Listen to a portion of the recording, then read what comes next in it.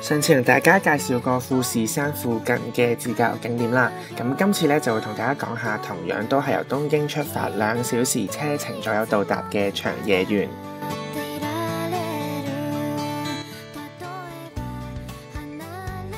長野縣咧幅員廣闊，係日本面積第3大嘅縣嚟嘅，咁所以景點之間距離會比較遠咧，係非常適合自駕遊嘅。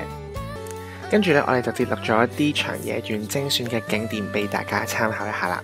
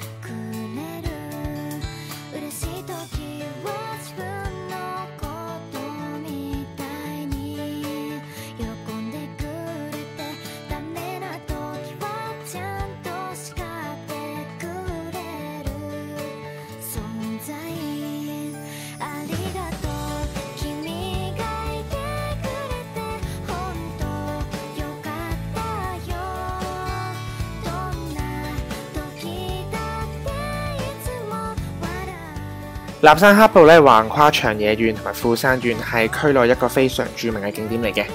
下一次咧，我哋就會重點介紹一下立山黑部，同埋分享一下咧我哋自駕遊前往立山黑部嘅安排啦。